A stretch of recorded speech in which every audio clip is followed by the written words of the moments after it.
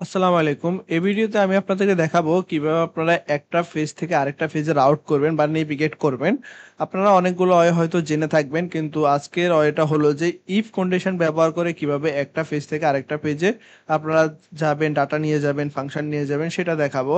বা বাটনের মধ্যে কিভাবে আপনারা ফাংশন সেট করে এক পেজ থেকে আরেক পেজে যাব সেই বিষয়ে আলোচনা করব। যদি একটু প্র্যাকটিক্যালি দেখাই সেটা হলো যে যখনই আমরা এই যে আমাদের মেইন পেজটা, এটা এখানে যেখানে যে বাটনটা আছে, জাস্ট মেইন হলো বাটন। এই বাটনে যখনই আমরা প্রেস করব সাথে সাথে আমাদেরকে আরেকটা পেজে নিয়ে যাবে। সেটা আমরা কিভাবে করব সেই বিষয়টা আমি আপনাদেরকে দেখাবো।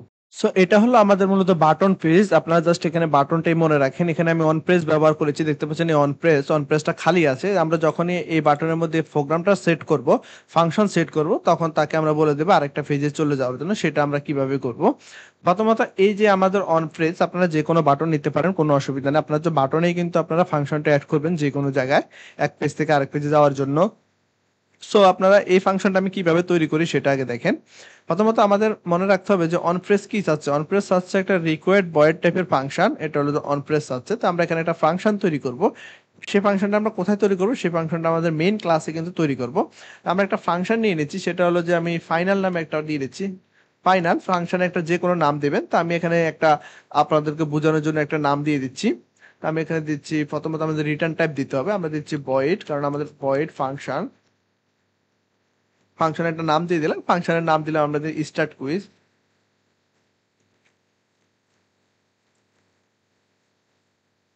আমি এখানে স্টার্ট কুইজ নামে একটা নামটা দিয়ে দিচ্ছি, যাতে এটা আমাদের ফাইনাল টাইপের। তাহলে অবশ্যই এখানে আমরা এটাকে পাস করতে হবে দিস ডট। আমরা এখানে দিলাম স্টার্ট কুইজ, এটা রিকোয়ার্ড টাইপের ফাংশনটা পাস করে দিচ্ছি।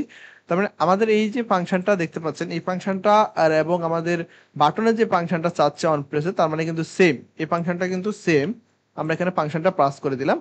এখন মেইন কাজটা হলো আমরা যেখানে আমাদের ফাংশনটাকে ক্লিক করবে, ক্লিক করার সাথে সাথে যে পেজে সে চলে যাবে, আমরা সেই পেজ নিয়ে এখন কাজ করব। এখন আমরা চলে আসছি, দেখতে পাচ্ছেন এটা হলো আমাদের সাইট। আমরা এই ফাংশনটাকে, আমাদের মেইন ক্লাসটাকে এখানে যখনই কল করলাম, তার মানে তাই সে একটা ফাংশন চাচ্ছে।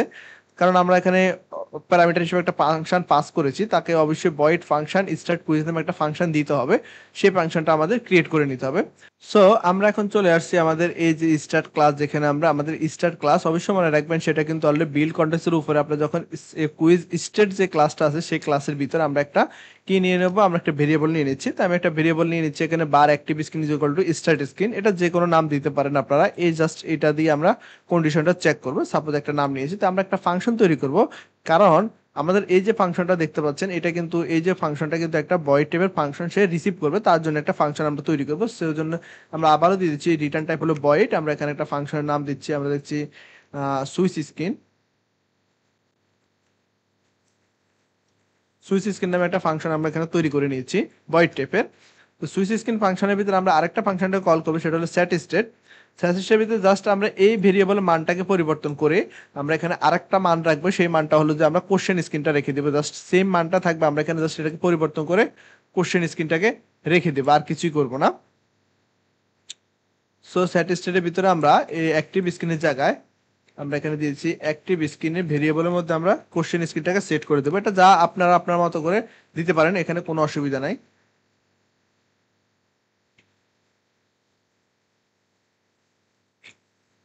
আমি জাস্ট এখানে একটা ভেরিয়েবল মানটা সেট করেছি, আর এখানে কিছুই করি নাই। দেখতে পাচ্ছেন সবকিছু ঠিক আছে।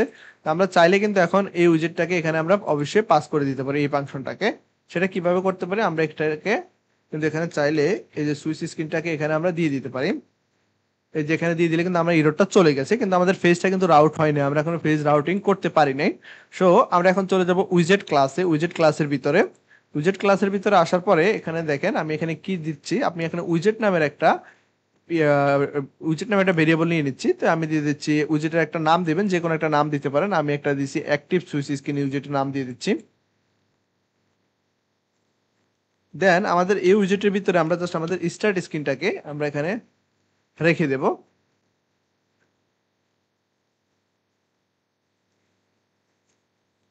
আমাদের স্টার্ট স্ক্রিনটাকে রেখে দিয়েছি, এবং স্টার্ট স্ক্রিনের মধ্যে আমাদের আগের মতো যে ফাংশনটা আছে এই ফাংশনটাকে এখানে আমরা পাস করে দেবো। আমরা পাস করে দিলাম এই ফাংশনটাকে, এবং এটাকে আমরা ক্লোজ করে দিলাম। That's it. তার মানে আমাদের মোটামুটি কাজটা কিন্তু ডান হয়ে গেল। এখন আমরা ইফ কন্ডিশন নিব, যাতে করে আমরা ইফ নিয়ে কাজ করব। তো আমরা এখানে দিচ্ছি active screen, active screen string টাইপের ইজ ইকুয়াল টু, যদি আমাদের কোশ্চেন স্ক্রিন হয়, এই যে সেম এটা ইকুয়াল টু যদি আমাদের কোশ্চেন স্ক্রিন হয়, আমরা এটাকে কপি করে নিচ্ছি।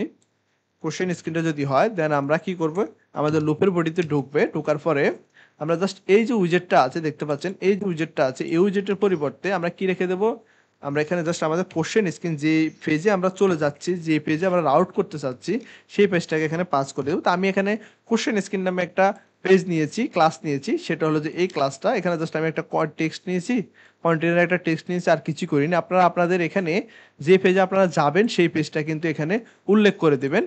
ওকে, আপনারা যে পেজে যেতে চাচ্ছেন সেই পেজে কিন্তু এখানে আপনারা উল্লেখ করে দেবেন।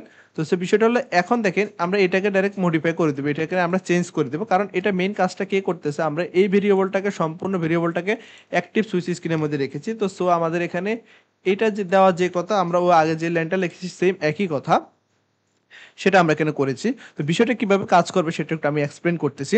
আপনারা জানেন অলরেডি, আমি আপনাদেরকে আমার ভিডিওগুলোতে বলেছি, কারণ যখনই আমরা সেট স্টেটটা কখন কল হবে, সেট স্টেটটা কল হবে বিল কনটেক্সট উইজেটটা কিন্তু কল হওয়ার পরে কিন্তু স্যাটিসফাইটা কল হবে।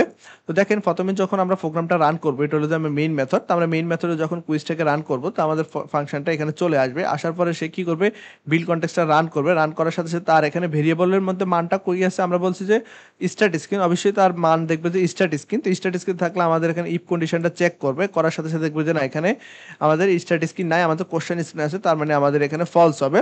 ফলস হওয়ার সাথে সাথে সে এখানে কিন্তু আর ঢুকবে না কোশ্চেন স্ক্রিনে, সে আর এই লুপে কিন্তু ঢুকবে না, কারণ ফলস, সে চলে আসবে, তার এখানে অলরেডি অ্যাক্টিভ স্ক্রিনে কি আছে, অ্যাক্টিভ স্ক্রিনে বর্তমানে অবস্থান করতেছে স্ট্যাট স্ক্রিন। ওকে, স্ট্যাট স্ক্রিন বর্তমানে অবস্থান করতেছে, তার মানে আমাদের কোশ্চেন স্ক্রিনে যাওয়ার কোনো প্রশ্নই উঠে না, প্রথমত সেটা রান করলো। যখনই আমরা এই এই বাটনটাতে প্রেস করব, দেখতে পাচ্ছেন যখনই আমরা এই বাটনে প্রেস করব, বাটনে প্রেস করার সাথে সাথে এই বাটনটা কোথায় আছে, এই বাটনটা আপনার স্টার্ট স্ক্রিনে দেখতে পাচ্ছেন, এখানে অন প্রেসে বাটনটা আমরা এখানে দিয়েছি। তো এই বাটনে প্রেস করার সাথে সাথে এই বাটনটা কোথায় চলে যাবে, এই বাটনটা খুঁজবে যে আমার ফাংশনটা কোথায় আছে, তার মানে এই বাটনের ফাংশনটা আছে এখানে। এই ফাংশনটা কোথায় থেকে কল হয়েছে, এই ফাংশনটা আমরা এখানে পাস করেছি, দেখতে পাচ্ছেন এই যে আমরা সুইচ স্ক্রিন নামে ফাংশনটা পাস করেছি। তখন সেই সুইচ স্ক্রিনে বডিতে ঢুকবে, ঢোকার পরে দেখতে পাচ্ছি এখানে আমরা সেট স্টেটকে কল করেছি, তার মানে সেট স্টেটের কাজ হলো সে আবার ফাংশনটাকে রিবিল্ড করবে, এই উইজেট বিল কন্টেস্টটাকে রিবিল্ড করবে। তো রিবিল্ড করার সাথে সাথে আমরা এখানে আবার কি করে দিয়েছি, পুরো উইজেটটাকে রিবিল্ড করার সাথে সাথে আমরা এখানে কোশ্চেন স্ক্রিনটা করে দিচ্ছি। তার মানে এখন বর্তমানে রিবিল্ড হওয়ার সাথে সাথে এখানে স্টার্ট স্ক্রিনের পরিবর্তে কে চলে এসেছে, কোশ্চেন স্ক্রিন চলে এসেছে।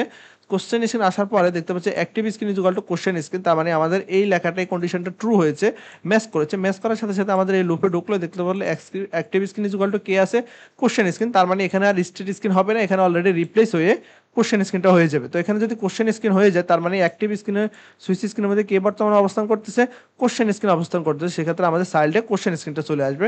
আমরা যদি ফাংশনটা আবার রান করি, দেখতে পাচ্ছেন আমি খুব সুন্দরভাবে রান করতেছি, রান করার সাথে সাথে এখন দেখি আমাদের ফাংশনটা কাজ করে কিনা। যখনই আমি ক্লিক করছি দেখতে পাচ্ছেন আমাদের আরেকটা পেজে নিয়ে যাচ্ছে এবং আউটপুট কনসোলে দেখতে পাচ্ছেন আমাদের কাজ করতেছে খুব সুন্দরভাবে। তাহলে এই ভিডিও থেকে আপনারা বুঝতে পারলেন কিভাবে আপনারা ইফ কন্ডিশন ব্যবহার করে এবং ভেরিয়েবলের মাধ্যমে আপনারা এক ফেজ থেকে আরেক ফেজে রাউটিং করবেন। আজকের ক্লাস এ পর্যন্তই, দেখা হবে নতুন কোনো ভিডিওতে, সে পর্যন্ত ভালো থাকবেন, সুস্থ থাকবেন এবং আমার চ্যানেলটাকে সাবস্ক্রাইব করবেন। আল্লাহ হাফিজ।